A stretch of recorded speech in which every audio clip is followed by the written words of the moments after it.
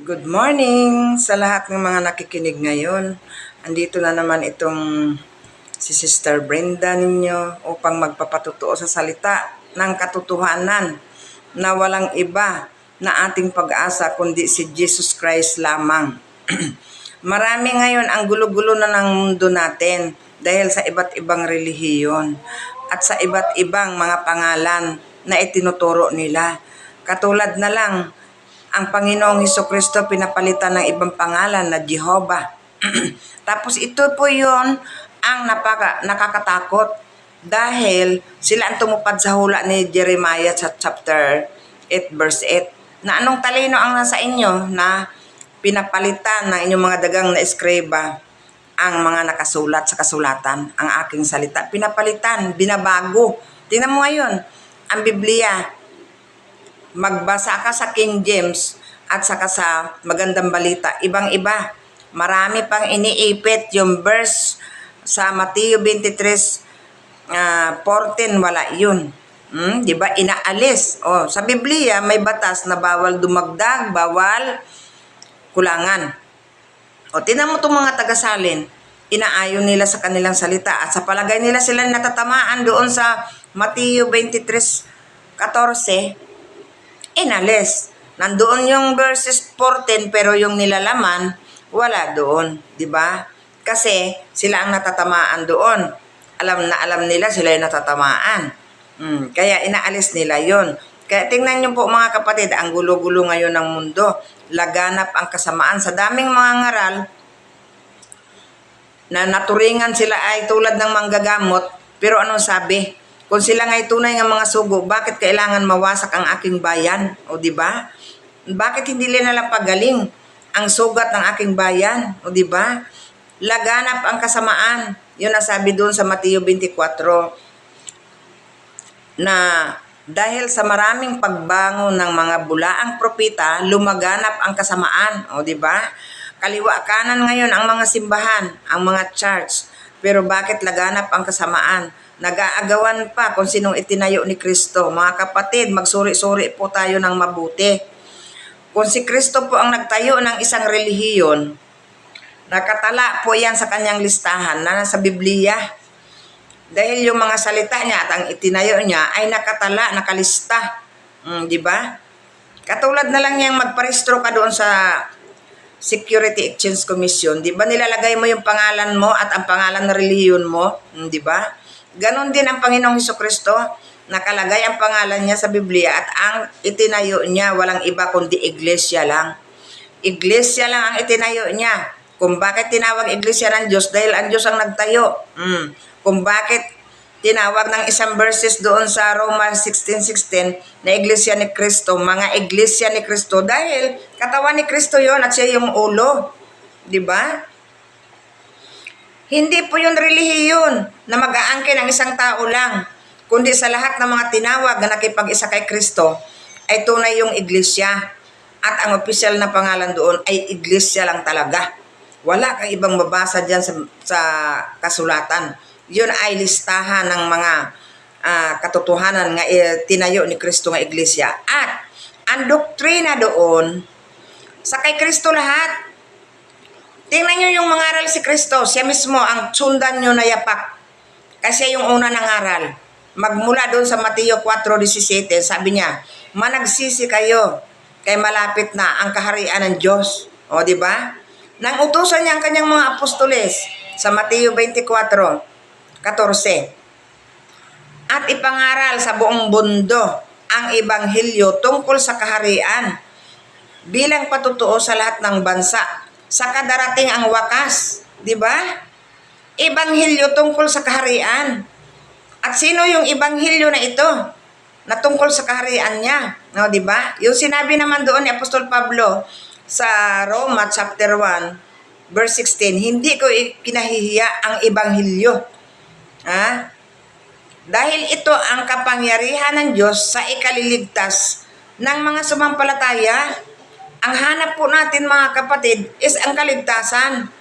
Kaya yung mga suriin po natin ng mabuti, yung mga nangangaral ngayon, ang dala ba nila, ebanghelyo ba ni Kristo? Ebanghelyo ba tungkol kay Kristo? Yun ang ibig sabihin . Yung Roma, chapter 1, verse 3, Ebanghelyo tungkol sa kanyang anak. Yun po yun ang ipinangangaral ng mga apostoles dahil sila yung tunay nga inutosan, hindi kayo. Tingnan mo yung utos nyo. Tingnan mo yung inutosan na hindi kayo. Di ba iba-iba yung pangangaral nyo? Ang iba, ang aral. Diyos ko, wala nang ibang pinagkaabalahan. Makikita mo sa Facebook, kundi yung araw ng pamamahinga. Alam mo, dyan nga si Kristo ipinako sa krus eh. Sa araw ng pamamahinga dahil ayaw niyang mangilin, lakad siya ng lakad ng nagpapagaling at lakad ng lakad sila. Kaya anong sabi ng mga parisyo nga nagpapakok sa kay Kristo? Yung mga pare nga nagpapakok kay Kristo nga nagbantay ng araw ng pamamahinga, nangingilin.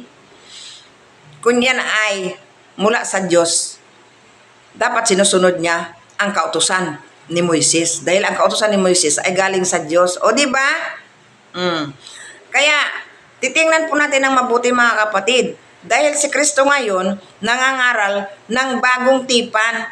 Yung araw ng pamamahinga ay nasa lumang kautusan at inutos doon kay Moises. Tingnan niyo po kung si Kristo ba nag-utos niyan, inutos ba ni Kristo sa bagong tipan? Hindi nga siya nangingilin eh. Kaya nga, siya ay pinahuli at ipinako sa krus. Sino nagpapako? Mga Sabadista. Hindi Dominguista, mga Sabadista. At hindi po yun ang pinakamahalaga nga kapahingahan ngayon. Pagbago na Kristo sa kanyang kasunduan sa bagong tipan, ang paglapit sa kanya nga makapamahinga, yung ating kaluluwa, lumapit kayo sa akin kayong lahat na nabibigatan, sabi niya doon sa Mateo 11, 28. At pasanin niyo ang aking pamatok, kay magaan lang ang aking luwan. Kanino pasanin ang pamatok? Ang mga utos o aral? Ang kay Kristo. Para makapagpahinga ka sa kanyang piling at makapamahinga ka sa inyong mga kabigatan sa sala. Ang kasalanan. Iyon na po yun. Ang lahat po na bagong tipan, pangangasiwa ng Holy Spirit. Espiritual na pangangasiwa at espiritual na kautusan. Hindi po yung sige lang kayong paulit-ulit. Sabado ang pamamahinga. Diyos ko, mamahinga ka ng buong Sabado. Kung maligtas ka ba, sinabi ba doon na maliligtas ka? Sige nga. Sabihin nyo nga, patunayan nyo. Kung mamahinga ka ba ng buong Sabado, kung maliligtas ka? Diyos ko naman itong mga tagapangaral mapagligaw. Kayo talaga yung hadlang sa pagpasok ng tao sa kaharian. Sabi pa doon sa Mateo 23, di ba? Sabi sa Mateo 23, basahin ko lang saglit kung bakit ito ay nagkakaiba. Dahil yung Mateo 23 nagsasabi nga ang kahabag-habag kayo mga parisyo at mga eskribang tagapagturo ng kautusan. Kahabag-habag po yung mga tagapagturo ng kautusan. Kayo ngayon, lalo pa kayo ngayon, kahabag-habag din dahil yung kautusan na yan ay para sa mga Hudiyo at kayo hindi kayo Hudiyo, nagpaka-Hudiyo lang. Pero ang totoo, sabi sa Biblia, mga sinagoga kayo ni Satanas. Yun po yung nangyari. Kaya ang gulo-gulo po. Pero kung ang aral natin, nagkaisa lang tayo dyan kay Kristo sa bagong tipan dahil yun ang pag-aasa ng mga hintil, nako, wala sanang gulo. Diba? Ang pag-asa ng mga hintil nga binigay ng Diyos Ama si Kristo lang. No, diba? Anong sabi dito? Datapuat sa aba ninyong mga eskriba at mga parisyo, mga pagpaimbabaw, sapagkat sinasarahan ninyo ang kaharian ng langit laban sa mga tao, sapagkat kayo hindi man nagsisipasok at ang nagsisipasok man ay ayaw ninyong bayaang makapasok. Kaya sa aba ninyong mga eskriba at mga parisyo, nga mga tagapagturo ng kautusan, mga mapagpaimbabaw. O di ba? Kaya mag-ingat-ingat po kayo sa inyong mga katuruan dahil nagugulo ang mundo ngayon dahil sa inyo. At ang inyong tinuturo ay ang araw ng pamamahinga, pinapanindigan nyo, kaya ang gulo-gulo. Si Kristo hindi naman ang pinanindigan eh. Alam mo, sumunod tayo sa yapak ni Kristo. Bagong tipan po yung sinulat para sa atin. Bagong kautusan na bagong kasunduan at siya po ang nangungulo doon. Tungkol po to doktrina ng kanyang iglesia nga itinayo. Yung iglesia ni Kristo nga tinayo, siya yung nagtayo doon. At sa kanya lang yun katawan. Hindi po yun relihiyon ng tao ngayon nga itinitayo nga nagkanya-kanya nga pinapangalanan na lang ng Seventh-day Adventist Church. O, di ba? Lahat na lang, yung church nakabuntot. Kaya po, mag-ingat po tayo dahil yan po yung nakapagliligaw sa atin ngayon ang sabi ng Panginoon. Maraming paririto na magdala ng pangalan ko at ililigaw ang marami. Kaya po, ang dami-daming naliligaw ngayon. Dahil yun ang sabi, wala naman sinabi ang Panginoon, marami paririto, magdala ng pangalan ko at ililigtas kayo. Oh, ang mga nagsibangon ngayon ay mga bulaang propeta. Yan po yung nakikita ko ayon sa aking pagbasa sa Biblia na 40 years na. Wala po. Wala pong may malasakit na magligtas sa atin, kundi ang mga naparito ngayon, mga magnanakaw at tulisan. Yun ang sabi ng Panginoon. Yung aking bahay na tinatawag na bahay dalanginan ay ginawa yung yungib ng mga tulisan. Ginawa ngayon ng mga leaders, founders, pastor. Lalo na yung pastora. Diyos ko, katakot-takot yun. Pastora, wala po sa Biblia yan. Katakot-takot. Nagtatayo ng mga relihiyon. Diba? Kaya magsuri kayo ng mabuti kung kayo ba'y inutusan ng Diyos. Kung kayo ba'y sinugo ng Holy Spirit. Baka ang nagsugo sa inyo, espiritu ng demonyo, espiritu ng kamalahian, mayroon yan. Yung mga antikristo. Pag ang aral ninyo antichrist, salungat sa aral ni Kristo, antikristo yan. O diba? Yung aral sa lumang tipan, kasalungat yan sa bagong tipan. Kaya nga may bago eh. Dahil niluma na yung luma, yun pa rin yung pinangaral nyo. Di, antikristo kayo. Yun ang kahulugan ng antikristo. Basta kalaban sa aral ni Kristo ay antikristo po yan. Pasensya na kayo, pero ako naglalahad ng katotohanan. Hindi ko nilalahad tong kung anong mga relihiyon na yun ang totoo. Kaya sabi ni Kristo, lahat na paparito ay bulaan at lahat manliligaw. Diba? Si Kristo nagsabi yan. Siya mismo yan. Ibanghilyo ni Kristo kasi yung ipinapapangaral. Ibanghilyo po. Sundan nyo po si Kristo at ang mga apostol. Diba? Mga apostolis ni Kristo, puro yan kay Kristo. Pasensya na kayo kung kayo ay nasasaktan, pero ang kasulatan, sabi niya, ang salita ng Diyos ay matalas pa sa espadang dalawa ang talim. Masakit talaga ang katotohanan, pero yan ang totoo. Sinabi ni Kristo yan. Bakit hindi tayo nag-iingat? Pinapaingat tayo. Kaya ngayon, naligaw tayo. Tapos, kakampi-kampi sa mga atin relihiyon na kinaaniban. Kakampi-kampi. Kahit mali, kakampi pa rin kay doon na anib. Diyos ko mga kapatid, magsuri kayo. Lalo pa yung relihiyon ngayon na ihampas lang yung kanyang kamay, mabubuwal yung mga mga born again. Mabubuwal yung mga tao. Isang kasinungalingan niya. Nagdala din ng pangalan ni Kristo yan. Grabe, napakasinungaling. Yan ba ang purpose ni Kristo? Ginawa ba yan ni Kristo? Tingnan nyo. Palagi nyo i-authenticate yung ginagawa ng pastor nyo. Kung ginawa pa yan ni Kristo, kung hindi nga ninyo mapatunayan, tanong mo sa kanya, ginawa ba yan ni Kristo? Nga, hinampas niya ng kamay niya o ng jacket niya ng buwal yung mga apostoles? Sige nga, patunayan nyo sa bagong tipan.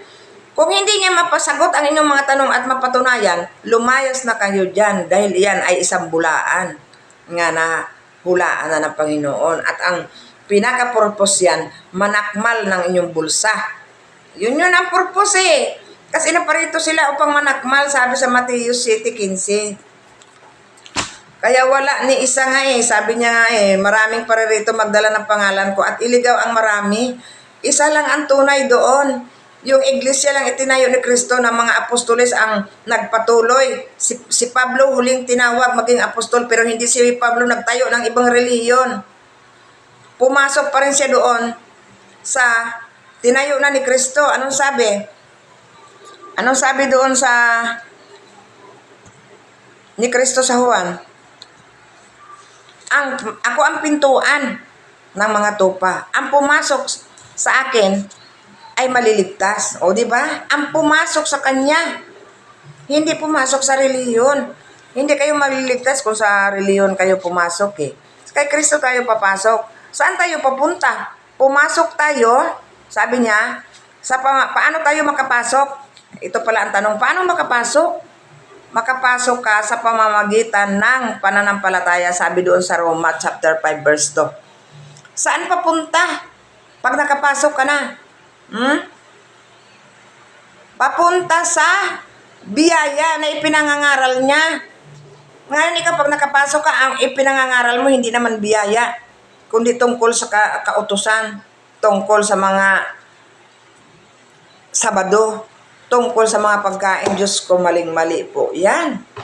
Hindi yan ang inutos ni Kristo. Sundan natin ang yapak ni Kristo kung yun ba ang inaral niya. Ang ginawa nyo kasi, namangka kayo sa dalawang ilog, sa lumang tipan at bagong tipan, ay hindi po yun pwede. Kaya nga nagbago eh. Kaya niluma niya yung luma na. Diba? Simple lang ang sinabi. 3 lang ang nananatili. Unang Korinto, 1 Corinthians chapter 13 verse 13. 3 lang. Ang pananampalataya, ang pag-asa, at ang pag-ibig. At ang pinakadakila doon, ang pag-ibig. Bakit ang pag-ibig pinakadakila? Dahil ang pag-ibig ang hindi nagkukulang. Kung may pananampalataya ka, na pwede mo ipalipat ang bundok sa dagat, ganun kalaki, pero kung wala kang pag-ibig, useless lang. Pero hindi ka rin magkakaroon ng pag-ibig kung wala kang pananampalataya. Kaya nga pangunahin eh. Pananampalataya, pag-asa, at pag-ibig. Yung 3 magkakasama yun. Diba? Sinong sunampalatayanan? Una, sumampalataya tayo kay Kristo at sa Kanya tayo pumasok, papunta doon sa grasya, sa biyaya, sa kagandahang loob. Hindi tayo pumasok kay Kristo para pumunta sa kautusan. Diyos ko naman to. Hindi pintuan si Kristo para papunta sa kautusan ang pasok mo, kundi para sa Kanyang kaharian, sa Kanyang pamamahala. O, diba?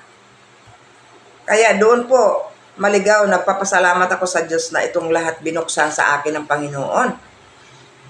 Wala na ibang tayong pag-asa. Si Kristo lang. Hindi si Jehovah, hindi si Kibuloy, appointed son. Tingnan mo, sa hindi nyo pag-iingat, naligaw kayo, napahamak. Hindi lang naligaw, napahamak. Pati pa ngayon, pag namatay kayo, sigurado na sa impyerno pa yung punta nyo. Dahil hindi naman yan ang katotohanan ng inaral ni Kristo na babalik siya at magturo ng appointed son. Babalik siya sa kaduha lang, makalawa. Sa Hebrehanon, para paghukom na sa mga buhay at mga patay. Hindi siya paparito para magpayaman pa, uupo sa kayamanan. Sa batas nga niya, kung mayaman ka, ipabinta sa'yo at ipamigay sa mga dukha eh. Tapos ngayon, ikaw mag-angkin na appointed son, tapos umupo ka sa gold, sa kayamanan, pinahirapan mo yung mga dukha, inalipin mo yung mga kabataan pagpalimos. Diyos ko, para matupad ang lahat mong nasa. Hindi po yan. Paano nyo ba kinilatis ang katotohanan? Diyos ko naman. Di ba? Hindi po yan. Antikristo yan. Di ba? Yung nga mga napaparito ngayon, sabi ng Panginoon nga nauna sa akin, magnanakaw at tulisan yan. Sabi niya sa John 10 verse 1 at saka verse 8. Di ba? Magnanakaw. Mga tulisan. Nga, nagyuyungib, nagtatago doon sa church. Sa itinayo niyang church. Amen. Hanggang dito na lang, mga kapatid. Sana po ay pag-aralan nyo at magsuri din kayo katulad ng aking pagsusuri. Hindi ko to natanggap mula sa tao, kundi sa aking pagsusuri sa salita ng Panginoon. Ginabayan niya ako ng Holy Spirit at nagpakilala sa akin ng lubos. Walang ibang kikilalanin. Ang Diyos Ama, binigay niya, pinadala ang kanyang anak para sa kanya makipagkasundo. Kaya marami sa akin ang pumapasok na mga chat na kinukumbinsi ako na maging Islam dahil ang tunay daw na Diyos ay isa lang at walang anak. Nako, yari kayo dyan. Ang Ama nakipagkasundo sa atin sa pamamagitan ng kanyang anak. Hindi ka makakarating sa Ama kung hindi sa pamamagitan ni Kristo nga iyang anak na pinadala na siyang sinugo upang iligtas tayo. Kung wala kayo kay Kristo, wala kayong pag-asa sa kaligtasan. Kasi si Kristo ang ibinigay ng kaligtasan natin. Amen. God bless you all.